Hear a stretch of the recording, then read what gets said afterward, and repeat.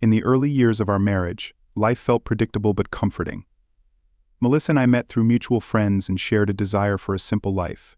Meals together, relaxed weekends, and a future built on love and stability.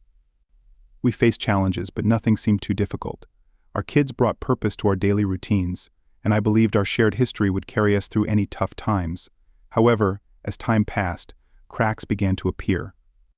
We grew too comfortable, conversations shifted from dreams to logistics, and our time together became routine. I ignored the subtle signs, Melissa's distant looks, and changed tone, thinking it was normal. After 2 decades, I believed our bond was strong enough to handle any changes, but I was about to learn that even deep love can fade if neglected. One evening, I greeted Melissa in the kitchen, but she didn't respond. Over the years, I'd grown accustomed to her quiet moments, so I wasn't alarmed. After washing up, she joined me in the bedroom and asked how my day was. I proudly told her about my promotion, but her lack of enthusiasm worried me. When I asked about her day, she dropped a bombshell mark. I want a divorce. I was stunned and confused. I couldn't understand where this was coming from. When I asked why, she hesitated, then confessed. I met someone else. We need to be together. Her words hit me hard. As a skilled salesman, I was used to handling surprises, but this was different, much more personal. You met someone and what you want to fling. I blurted out, still reeling. I looked at Melissa, trying to make sense of it. All her words didn't register. It's not like that. It just happened by chance, she explained hesitantly. My mind fixated on her words, but I stayed silent, still in shock, like I was suspended in midair, waiting to crash down. Stop looking at me like that, she said. I must have looked lost, like a fish out of water. Mark, I love him. I'm sorry I never meant for this to happen, she said before leaving the bathroom. I was overwhelmed with emotions, but all I could think about was why there was no logic, no explanation for why our marriage was over. I should have been angry, but I was stuck on understanding how this happened. I went downstairs intending to talk to her, but she wasn't in the kitchen and nothing was out of place. Melissa always prided herself on being a great mother and housewife, never wanting to work outside the home. I searched the house, checked the garage, and even looked outside, but she was nowhere to be found. Maybe she's out for a walk clearing her head, I thought, but as I waited, anger began to build. She had probably fallen for someone who filled her head with fantasies. I grabbed a beer and sat in the den, waiting for her return. When I woke up, it was evening and the house was still empty. I called out for her with no response. The house felt lonely and I wasn't enjoying the silence. Then it hit me. She had already left. I frantically searched for my phone, called her number, and heard it ring in our bedroom. Her phone rings, credit cards, checkbook, and a sealed envelope were all left behind. It felt like her entire life had been reduced to nothing. Standing there, I realized how little it all meant. Now I didn't want to be in that room, so I left drained and overwhelmed. I tried to sleep, but the next morning I dragged myself to work. Even though I felt numb, I managed to get through the day without drawing attention to myself. But Melissa's words echoed in my mind. The rest of the week was a blur of emotions. The thought of spending the weekend alone with my memories was unbearable. So I just got in the car and drove, not caring where I ended up. As I drove, I asked myself if I still wanted to stay married to Melissa.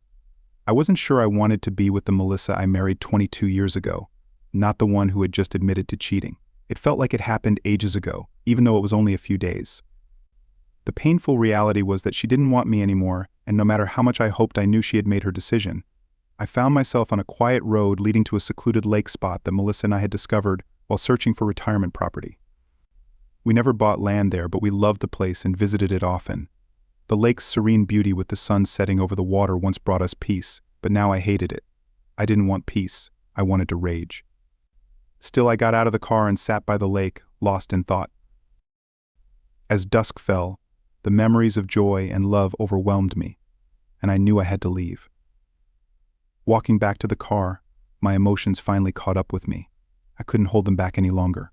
I fell to my knees, fists pounding the ground, screaming and cursing everything, including Melissa.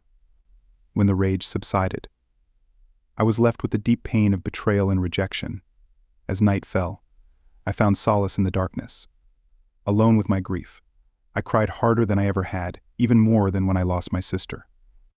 Back then, Melissa had been there to comfort me. Now, I had no one to lean on as I mourned the end of our marriage.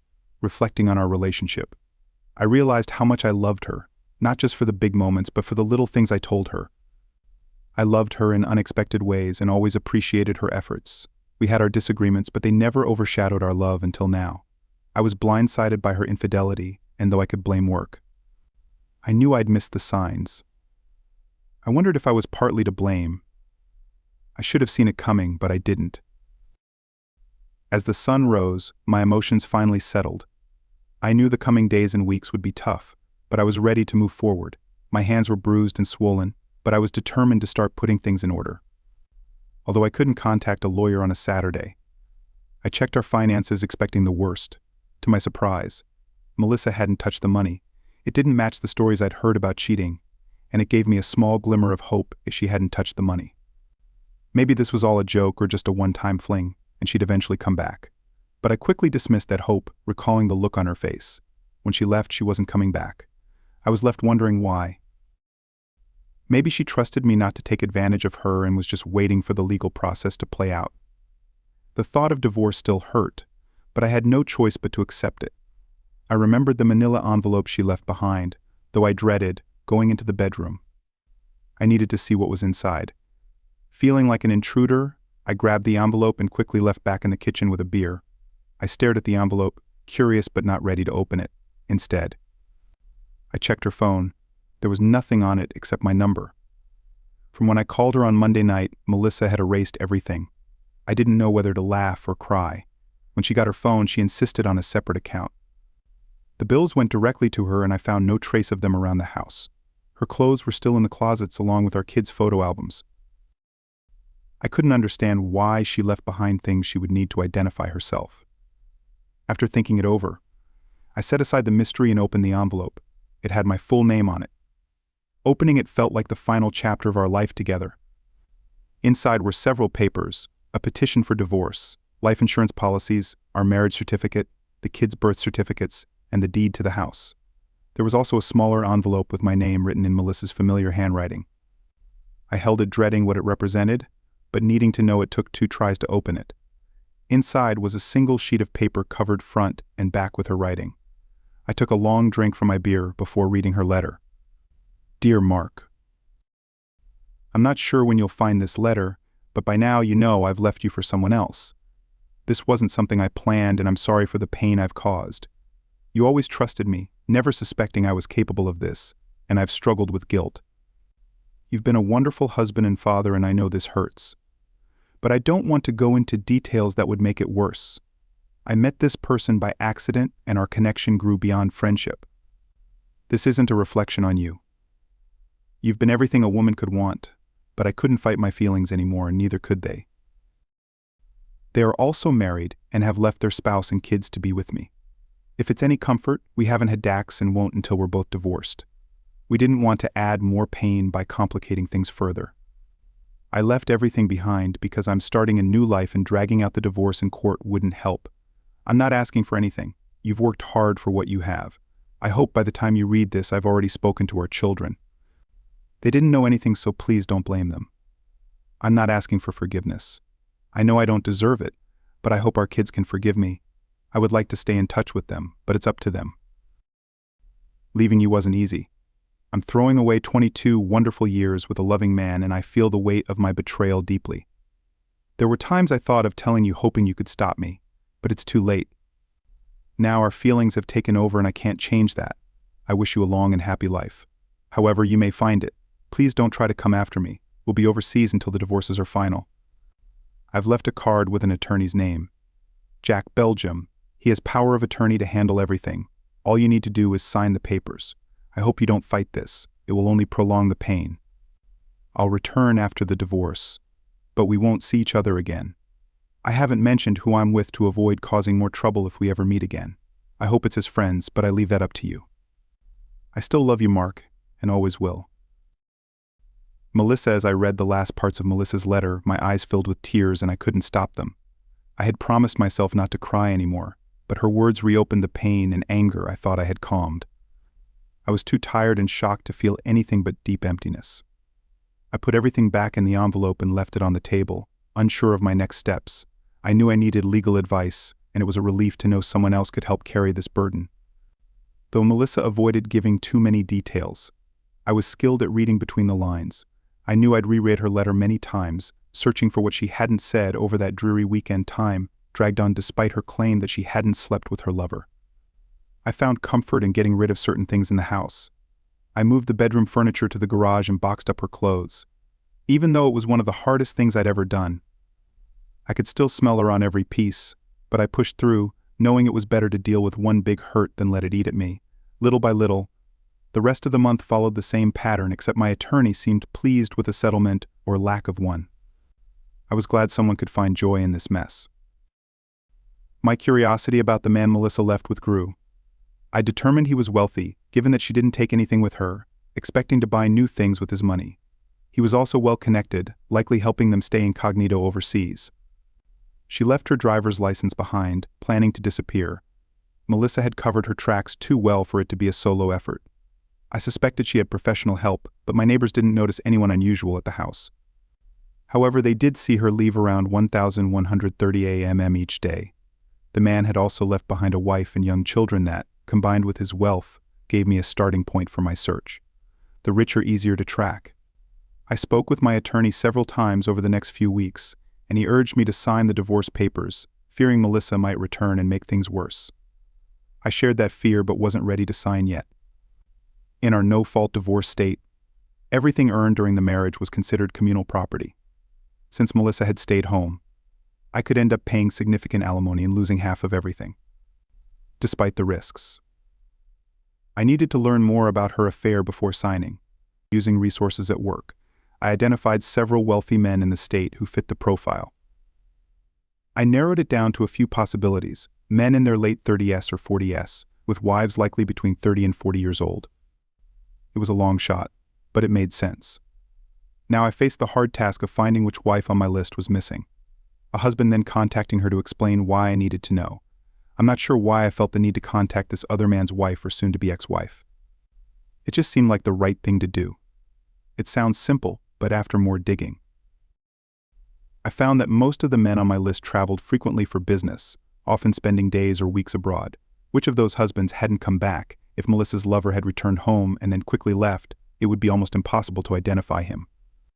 In my mind, I couldn't believe that two adults supposedly in love and free of their spouses could keep things platonic during a long trip. Even with the best intention, something would eventually happen. A look, a touch that would ignite their desire. It was just a matter of time, and they had plenty of it. It took me several more days to narrow the list down to 3 possible men. Meanwhile, I repainted and recarpeted the master bedroom and bought new furniture. I hadn't moved my stuff back in yet, since I was still looking for a few more things to make the room feel like mine again. It's strange how things change when I thought my marriage was solid.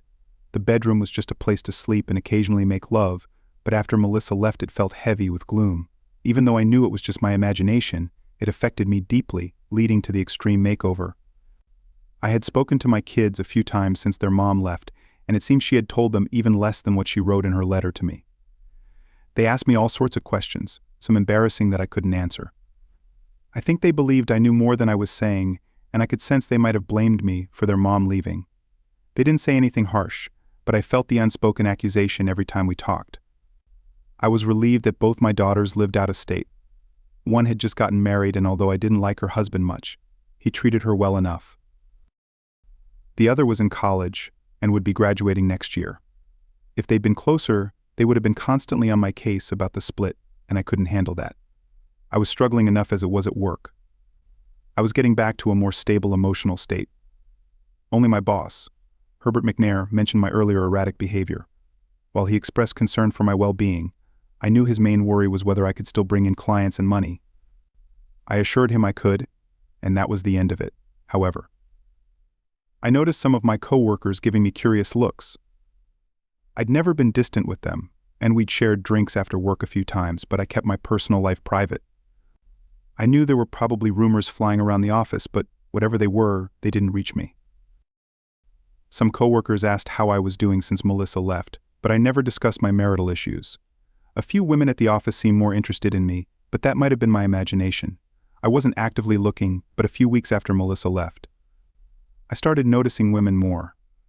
I've never been much of a socialite, so I wasn't good at picking up on signals when a woman was interested. If someone smiled at me or gave me a certain look, I usually made a quick exit, unsure if she was just being friendly or wanted more. As long as I had Melissa, I never needed experience with other women. I also began exercising more. During my marriage, I'd been slightly concerned about gaining weight, not too much, but enough to justify 20 minutes of exercise. Each morning I started running and doing a more complete workout, spending an hour each day at it. It helped me burn off anger. I also decided to improve my cooking. The internet is full of recipes, some of which are healthy and tasty, so my diet and cooking skills both improved. My weekday evenings became predictable: cooking, cleaning, fixing things around the house, researching my project, bathing, and then sleeping. Aside from the occasional call from family or friends, I settled into a life free of unpleasant surprises. I guess I needed the routine to keep myself from unraveling. Weekends were harder at first, because I had so much free time, remembering my mother's saying idle hands are the devil's workshop. I tackled house repairs, starting with the master bedroom. I wasn't much of a handyman and usually had Melissa call someone, but I figured I could learn. My first attempts were disasters, but I eventually got the hang of it, and it turned out to be good therapy. This change didn't happen overnight, but it did happen gradually. Instead of drinking myself to sleep, I worked on my project to uncover the identity of Melissa's lover. Oddly enough, it eased my pain a bit. By the 4th month, I had settled into my routine when I realized something surprising. I hated my job. Sales requires more than just a drive to succeed. It needs deep motivation to keep going, year after year. My main motivation was gone, but I had enough saved to retire, though I wouldn't live as comfortably like many others. I had dreams and ambitions that were sidelined by life's demands. I thought about writing a novel or inventing something groundbreaking, but I quickly dismissed those ideas. Instead, I considered starting a small business selling useful items, though I wasn't sure what yet. My attorney kept pressing me to sign the divorce papers, but I ignored him. I knew he was looking out for my best interests, but I was too focused on finding out who Melissa had run off with. My daughters were less forgiving of my inaction. They didn't want their parents to divorce, but they realized things weren't as hopeful as they initially thought. They gave me a hard time, more out of their own pain than anything I'd done. During all this, I hadn't heard a word from Melissa, nor had our children. I assumed her attorney was keeping her informed. My lawyer tried to track her down, but her attorney Jack Belgium was tight-lipped, which only strengthened my resolve. My attorney had one last-ditch option, up his sleeve filing an alienation of affection claim, but it was a risky move dependent on the judge's discretion. We'd only use it if necessary, meaning we'd be fighting the divorce, something that both pleased and frustrated. My attorney, he'd earn more money but was annoyed because if I signed the papers, I'd keep everything from the marriage, and he'd have a victory on his record. By the 6th month, I was certain I despised my job and seriously considered doing something else. I stuck with it because it paid well, and I might need the money for future legal battles. With that in mind, I started day trading, setting aside only what I could afford to lose. It didn't go well. At first I lost more than I made, but after a few weeks I adjusted and began making small profits. I wasn't going to get rich, but I made enough to reinvest. I've never been a risk-taker, but when Melissa left, many of the reasons I'd been so cautious in life left with her. In the past 6 months, I started taking karate classes at a friend's suggestion after my wife left. The training brought balance to my life, both physically and mentally, so much that I began attending 6 days a week. I wasn't aiming for a black belt. I just enjoyed the discipline and self-defense. I adjusted my routine to go to the gym in the mornings and karate at night, getting into the best shape of my life. If I couldn't sleep, I'd practice my moves for 15 or 20 minutes, which always calmed me down. I also rekindled my interest in weapons. I had learned to shoot as a paratrooper in the Army, but after marrying Melissa and having kids, I got rid of my weapons. However, I still enjoyed target shooting and would rent a weapon when I wanted to practice. Now, with no one to object, I bought a firearm and got a concealed carry permit. Though this decision came after something unsettling happened. About 2 weeks after Melissa left, I started noticing things out of place at home. I had been keeping everything orderly, so when I saw my keys on the rack in the wrong order, it caught my attention. I dismissed it at first, but then I noticed other small changes, like a book on my nightstand being moved and a bookmark that my daughter made not sticking out as usual. These little things made me feel like someone had been in my house searching for something. Although I wasn't sure, the thought unnerved me enough to change the locks and install a top-of-the-line alarm system and cameras. I also started going to the shooting range again and took NRA home protection courses. I knew I was getting a bit paranoid, but living alone after so many years with Melissa was disorienting. My mind was a mess, and nothing made sense. I couldn't shake the feeling that I was missing something important, or maybe just deluding myself because of my lingering feelings for my wife. But then I questioned whether I still loved her at all.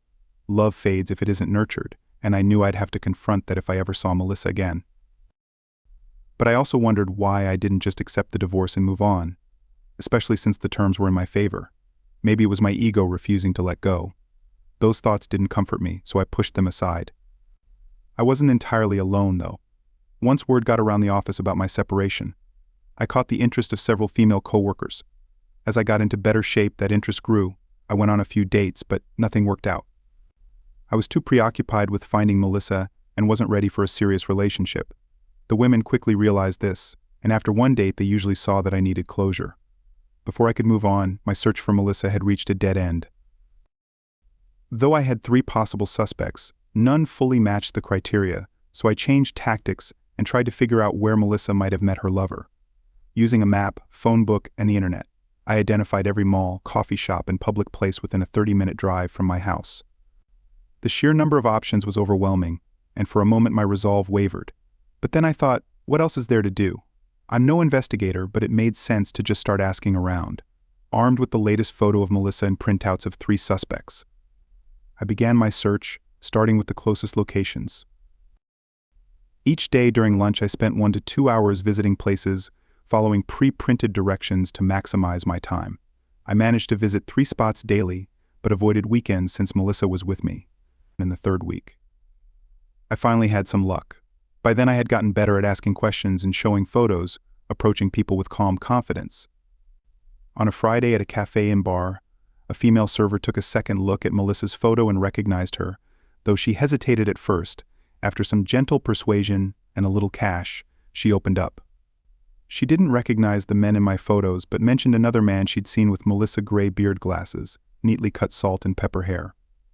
Though I didn't recognize the description, she confirmed they had been seen together multiple times. Leaving the cafe, I felt elated, finally having a solid lead. That day my mood was so good that coworkers noticed, and I even closed a tough deal at work, earning praise and a bonus from my boss. Despite my situation, I felt surprisingly positive. Using the server's description, I created a composite sketch of the man. The result looked like someone who belonged in a university, but I couldn't match him to anyone online. A few weeks later I had almost given up. I brought the sketch to work to continue searching. During lunch one day, a coworker, Arturo Mendoza, stopped by and noticed the drawing on my desk. To my surprise, he recognized the man, saying he was a regular donor to a charity our company supported. Though Arturo couldn't recall the name right away, he eventually remembered Conrad Miller. I was thrilled sometimes. It's the little things that make a big difference, and getting this name felt like a major breakthrough. I considered investigating at work, but Arturo's behavior made me think it was better to do it at home. Oddly enough, my house had become my home again, despite the pain and memories of Melissa. That evening I quickly found out about Conrad Miller. Yes, he had a younger wife and 2 kids, but there was no mention of any long trips abroad. In fact, he seemed to be a homebody. His wife Diane Lindgren kept a low profile, which isn't easy when you're married to a billionaire. The internet was full of information on Conrad, who was a dot-com billionaire from the 1990s. He had diversified his wealth, investing in everything from airlines to weapons research. I finally understood what Melissa had meant in her warning. But why would a guy like that, who could have any woman, be interested in my wife? It didn't make sense. Diane was beautiful, and while Melissa was attractive, she wasn't in the same league.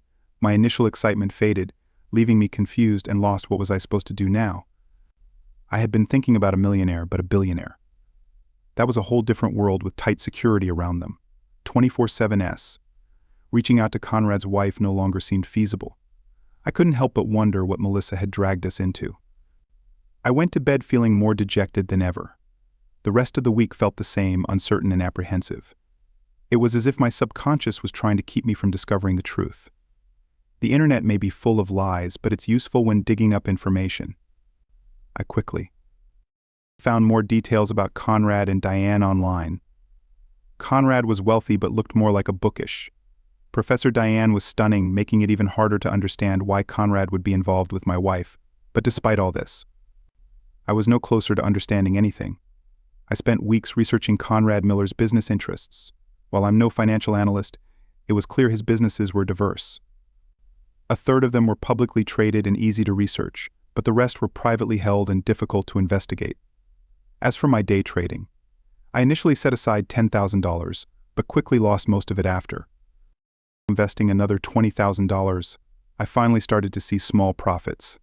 By the time I had blown through almost $40,000, I began making more significant gains.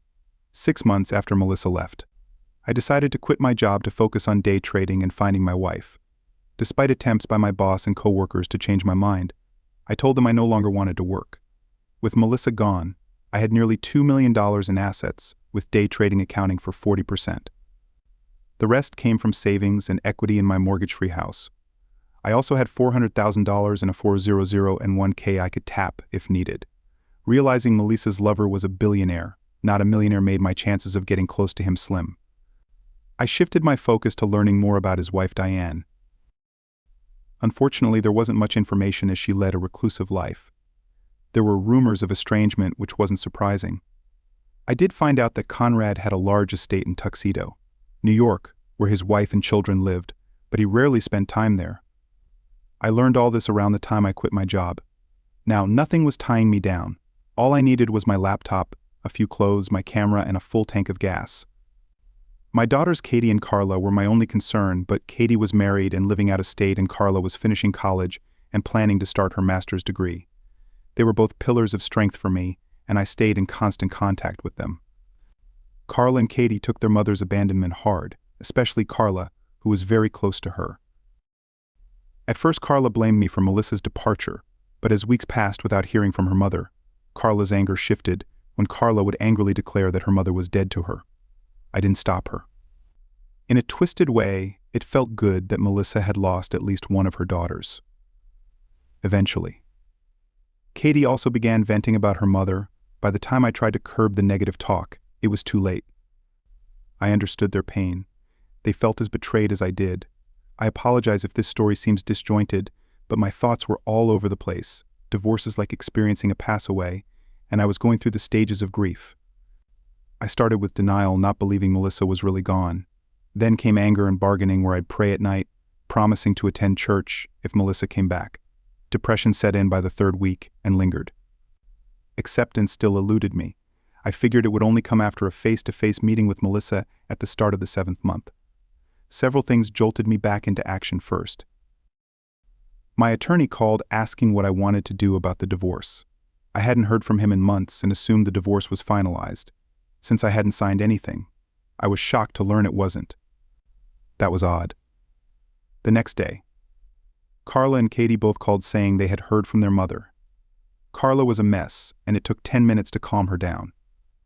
As soon as she realized it was her mom on the line, she unleashed her anger, telling Melissa she was dead to her and that she didn't want her at her graduation or wedding. Carla even said Melissa would never see her future grandchildren. Melissa reportedly sobbed uncontrollably before the call disconnected. Kay's conversation with Melissa was more civil, at least at first. Katie tried to find out where her mother had been, but Melissa refused to share details. Since I had been open with my daughters about Conrad Miller, Katie tried to get more information by revealing that she knew about Melissa's relationship with him. Melissa gasped and tried to deny it, but Katie had lost patience by then. She told her mother off, saying Melissa had ripped out their father's heart and abandoned her daughters for her lover. Melissa broke down, repeating that she was sorry and still loved them before the call ended. Around 3 a.m. the next morning, my phone rang, jolting me awake. My heart raced, fearing something had happened to my daughters. After a few tries, I answered, "Hello, Mark. I'm so sorry, my 2 girls hate me." I was pretty sure it was Melissa, but I asked, "Who is this?" The line went dead. I traced the number and called back, but no one answered. Later that day, when I tried again, the number was out of service, however. I found out the call came from Tuxedo, New York. It seemed Melissa was back in the US and living with her lover, but that didn't make sense. Conrad's estate in Tuxedo was supposed to be for his wife and children. Maybe they were away. Or perhaps Conrad was visiting them now, that he was back in the country about a month ago. I learned that Diane Lindgren lived on the estate with her children, so I tried to contact her by phone. But that went nowhere. I was politely informed that she didn't take calls from strangers. Realizing I was dealing with the ultra-wealthy, I knew I needed a different approach. The next day I made some trades and netted $27,000. That night, around 11 o'clock, I went grocery shopping, and as I was returning to my car, a man grabbed me from behind and whispered, "You need to stop bothering Mr. Miller." My pent-up anger exploded. Using my self-defense training, I twisted free, kicked him in the knee, and twisted his wrist behind his back. "Who the hell are you?" I demanded, holding him in a position where I could easily break his arm. The man, likely in his 30s and in good shape, was clearly not a random thug. He had a professional vibe about him. "You're making a big mistake," he said through clenched teeth. Just then I felt a weapon pressed against my head. "Let him go." A voice commanded. I kept my hold and turned to negotiation tactics. "We're at a standoff," I said quietly. "You can shoot me, but I'll still break your friend's arm. People will hear the fire shot and they might catch you before you escape. Besides, I have a hidden microphone on me. Everything we're saying is being recorded, and if you shoot, it'll tie Conrad Miller to a liquidation." After a pause, the man with the weapon asked, "What do you propose?" "Take 2 steps back and keep your weapon on me." I said, trying to stay calm. "I'll get your friend up, but he'll shield me. Your job was to warn me to stay away from Mr. Miller, and message received. Then you'll walk away, and when I feel safe, I'll release your friend." The man agreed, saying they were only supposed to warn me, not hurt me. I slowly lifted his friend, who looked enraged and dangerous. "I can still cripple you," I warned him, "but let's avoid that." I instructed the other man to start walking away. He did, though he kept looking back when he was about 75 feet away. I released the man I was holding and pushed him toward his friend, but instead of leaving, he turned to me and said, "You've been warned, stay away from Mr. Miller." I pulled out my 9mm aimed at his head. "Tell your boss, I don't give a damn about him. If he wants to keep his secrets, he'd better leave me alone." The man turned pale, clearly not expecting me to be armed. I considered following them but realized it wouldn't help. Their vehicle wouldn't be traceable to Conrad. I needed to regroup. I had clearly stirred something up but wasn't sure what. I picked up my groceries and headed home, poured a drink, and tried to calm my nerves. Sitting at the kitchen table, I started listing what I knew to formulate a plan. Conrad Miller was definitely the man Melissa ran off with. But why his wife Diane was beautiful and seemed kind? Why would a billionaire choose my wife over her? Maybe Diane wasn't as perfect as she seemed, but the media hadn't hinted at any issues. It finally dawned on me that it was probably my daughter Katie's mention of Conrad Miller and my call to Diane that had provoked this reaction from the billionaire. At one point, I wondered if Melissa had gone into witness protection, which could explain her sudden departure and leaving everything behind, but if that were true, why wouldn't she have taken the girls after tonight? I dismissed that idea. Those men weren't federal agents, they were too sloppy, and I shouldn't have been able to overpower one of them. Even with my martial arts training. The more I thought about it, the more convinced I was that these men worked for Conrad Miller. This led me to 2 big questions. Why did Conrad want to keep me away from Melissa? And why did Melissa leave without discussing it with me? These questions made me think about Melissa before we got together. She was 26 when we married and had worked as a bookkeeper. She lived with her parents, then had her own apartment before we got together. Her parents died in a house fire before we started dating, and most of her mementos were lost. It hit me that I didn't know much about Melissa's life before we met. Then there was her cell phone. She insisted on keeping it separate from mine and the girls, even though it would have been cheaper on a family plan. She also had the bill sent directly to her, and I never saw any of the statements. This arrangement bothered me more after she left. Around the time I learned about Conrad Miller and that the divorce hadn't gone through, I came up with a plan to get copies of her cell phone bills. I arranged a meeting with Melissa's divorce lawyer pretending to discuss the final settlement. I told him I was skeptical and wanted to see all the paperwork first. He agreed, and I reviewed everything on the conference table. I discreetly took photos of the general power of attorney Melissa had given. Her lawyer then told him I needed time to think at home. I downloaded the photos and altered the document to make it look like I had the power of attorney. It wouldn't hold up to close scrutiny, but I was confident it would work.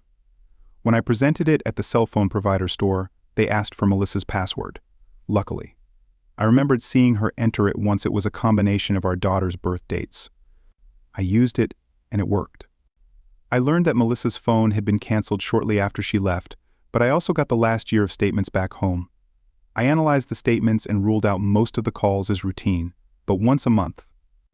Melissa had called a number in Nashville until about 4 months before she left. The calls were always on the same day and at the same time each month. Then, in the months leading up to her departure, the calls increased, and the day before she left, there were 5 calls to this number. The idea that Melissa had been phoning her lover all this time infuriated me, but another thought quickly followed.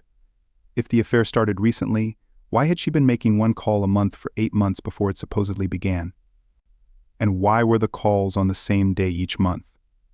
The sudden increase in calls didn't make sense. I tried calling the number, but it had been disconnected. I had high hopes, but the phone bills turned out to be another dead end. It was so frustrating that I thought about just signing the divorce papers and moving on, but deep down, I knew I wouldn't have any peace without knowing why. After my encounter in the parking lot, I realized the one lead I hadn't fully explored was the estate in Tuxedo, New York. So I packed my car and made the 13-hour drive to New York, though I had only a vague plan which worried me. I was also concerned about bringing my weapon, knowing New York didn't recognize my concealed carry permit. It's ironic how New York has strict weapon laws, yet one of the highest liquidation rates. When I arrived in Tuxedo, I checked into a motel. I wanted to pay cash, but they insisted on a credit card. We compromised by running my card, but agreeing not to process it unless necessary. I told them I was hiding from my wife until our divorce was final, and they seemed sympathetic next. I scouted the estate. It was massive, with a high wall surrounding it to keep out prying eyes. The front gate was guarded, though the men were well hidden with my camera's telephoto lens. I took several pictures of each guard and noticed that one of them was the same man I had taken down in the parking lot. I knew I was in the right place. I just needed a way to get inside, or at least see inside. Then 2 moving trucks arrived, which made me nervous. They might be preparing to leave. But after one of the guards spoke to the drivers, the trucks left, though I was sure they'd be back. I was desperate to get into that house, but I'm no secret agent with special gadgets. I kept brainstorming ways to get inside, but each idea seemed ridiculous. The estate covered an entire block, so I made several slow passes around it, avoiding the front gate by cutting down side streets. On my 3rd pass, I noticed a large tree with a couple of limbs extending slightly over the wall in the northwest corner. It was a crazy idea, but it was all I had. I found a nearby hardware store, bought a collapsible ladder and some rope, and headed back once back. I stopped by the tree, making sure no one was around. I unloaded the ladder and rope, hid them in the bushes, and parked my car a block away in case I needed to make a quick getaway. I returned to the tree, set up the ladder, and climbed into the tree with the rope around my neck. I kicked the ladder over to avoid drawing attention. If I needed to escape, I'd use the rope. Ironically, 7 months ago, I wouldn't have been able to pull myself up into that tree, but now, after all my exercise, it was easy. I climbed higher until I had a clear view of the backyard. It was large and beautifully landscaped, with a patio, an expensive grill, outdoor furniture, and a TV. The main feature was a large oval-shaped pool with a waterfall and slide. But what really caught my attention was Diane Lindgren. Lounging by the pool with a book, she looked even more beautiful in person. Then I saw the sliding glass door open, and a man stepped out. He stayed in the shade of the porch for several minutes, so I couldn't see who it was. Finally, he walked over to Diane and kissed her. I was shocked. It was Conrad Miller. This was a mess. He had stolen my wife and was still with his own. Suddenly, there was a commotion inside the house. 2 men with weapons and silencers ordered the couple back inside. I had no idea what was happening, but it was clearly bad. I pulled out my phone and called emergency, telling the operator there had been a shooting. I wasn't sure if there had been, but I figured it would get the police there faster. I'd already tied off the rope and quickly threw it down. It only took me seconds to descend, and then I sprinted toward the house, expecting someone to shoot me at any moment, but no shots were fired. When I reached the sliding glass door, it was still open. I quietly slipped inside and crept toward the voices, peeking into a spacious living room. I saw 7 people. 4 were strangers, but I immediately recognized the other 3. My heart sank when I saw Melissa among them. Melissa was sitting on the couch with Diane and her husband. Please. Gino Conrad begged. Let the women go. I'm the one who took the money. I can get it back for you and more. It's not about the money anymore, said a short, heavy-set man with a nasty smile. It's about honor you stole from us, and that woman got my brother Johnny sent to prison for 20 years. I was horrified when Gino pointed his weapon at my wife Gino. She didn't do it. I did. Diane said defiantly, I used her computer to send all the information to the government. She had nothing to do with it, but she cooperated all the information. Gino sneered. It doesn't matter. She knows too much and I'm not leaving any loose ends since you're going to eliminate us anyway. Conrad interrupted. Can I ask a few questions? Why not? Gino smirked. I've got a few minutes. I sent one of my men to confirm something. What is that? Conrad asked. Gino chuckled. I was surprised when you and your bookkeeper showed up last night. We've been watching this place for weeks. Figuring your wife would lead us to you, but you came back here. There must be something here. You wanted that your wife couldn't get for you just then. Another man entered the room. You were right. Gino, he said, smiling. I found his safe hidden in the floor. I thought so. Gino's smile widened as he turned to Conrad. Your mistake was loving your wife too much. You should have trusted her with the combination, but it wouldn't have mattered. We planned to follow her anyway, and she would have led us to you. Conrad sighed, looking sadly at his wife before turning back to Gino, but why go after Melissa? She was just a bookkeeper. She was your personal bookkeeper. Gino corrected. You treated her more like a daughter than an employee. I figured she knew where your money was and how to access it. I also thought she'd know every property you owned, giving us places to search for you. But how did you find out? We informed on your brother. Diane asked you were clever in how you fed information to the government. Gino admitted. Even your husband didn't know you were the informant at first. It took years and a lot of money for our hackers to trace it back to you. I have to hand it to you. Gino chuckled. What do you call yourself now? Conrad Miller? That was smart. You and your wife had plastic surgery and reappeared as new billionaires.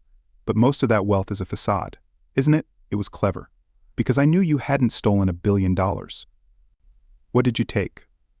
40 or 50 million, 78 million. Conrad corrected that much. Gino nodded. I'm impressed, but you were always the smart one. Jacob. That's why my brother brought you in. You took our illegal money and turned it into legitimate businesses, but you got greedy and skimmed too much, hiding it in places we didn't know about. Johnny finally caught on and he was about to eliminate you when your wife ratted him out to the feds. It threw me off for a long time, but I eventually found your bookkeeper. I planned to grab her and her family, torturing and liquidating them one by one until she gave you up. But then she disappeared without a trace. That's when I knew there was a mole in my organization. It didn't take long to figure out. It was Kelly and we eliminated her. Kelly's dead.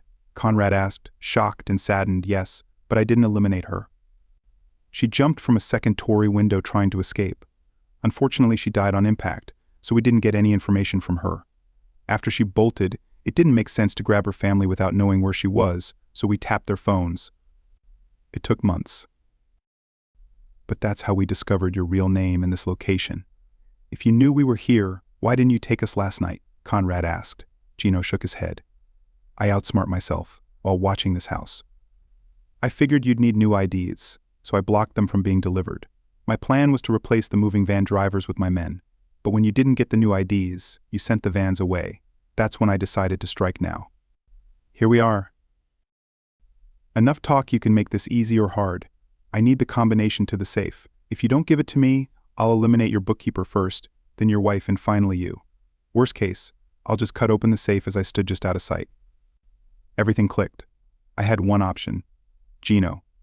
I used to think your brother was the lowest prick. Conrad snarled, but you've proved me wrong. I'll take that as a compliment. Gino laughed. But don't worry. I'll pass your regards to Johnny now. Let's finish this. Months of anger, depression, and hopelessness faded away. I was still scared, but I knew I had to act. I quickly reviewed all my firearms training, checked my Ruger's safety, and aimed at Gino. My instructor had taught me to eliminate the most immediate threat. First. I knew I had only seconds to make each shot count. The first took a small breath and squeezed the trigger. I knocked Gino in the back, and he fell forward. I then shot the man aiming at Melissa, taking him down. I fired again, striking a third man before they started shooting back. A bullet shot my left side, but I kept shooting. The fourth and fifth men went down, but I was shot again, feeling a bullet slam into my left shoulder. Blood was running down my face, likely from a graze on my forehead. I stood there, staring at Melissa. Unable to speak, her eyes widened and she started toward me. I remember hearing the wail of police cars before everything went dark. When I woke up, I knew I was in a hospital and remembered everything. It was dark and the room was filled with medical equipment. I noticed I was handcuffed to the bed in pain. I pressed the button for a nurse, to my surprise. Melissa entered the room with a policeman mark. She said in a panicked voice, "Are you all right?" "I just hurt," I replied weakly. I was hoping someone could give me something for the pain. A nurse arrived moments later with a syringe and administered the pain medication. The pain began to ease. Melissa moved to my side and the policeman stood at the foot of my bed. "Oh, Mark," Melissa cried, "I'm so sorry for putting you through all this. I didn't know what else to do. I knew what Johnny and Gino were capable of and was terrified of what they'd do to you and the girls. I wanted to protect all of you. Conrad convinced me that the only way to keep you safe was to make you believe I'd found a lover and divorce you. I almost crumbled when I saw the hurt in your eyes." Melissa sobbed harder. I reached out and took her hand. "You did it to protect us, and yes, it hurt a lot. I spent months trying to understand why you abandoned us. I needed to know why, and I'm sorry.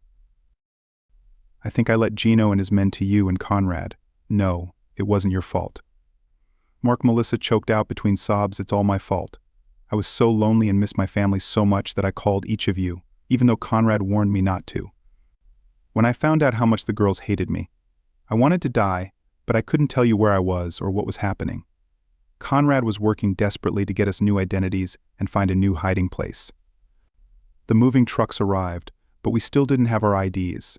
I'd resigned myself to getting eliminated, but at least my family would be safe. The pain medication kicked in, and I lost track of time. When I woke, the sun was shining.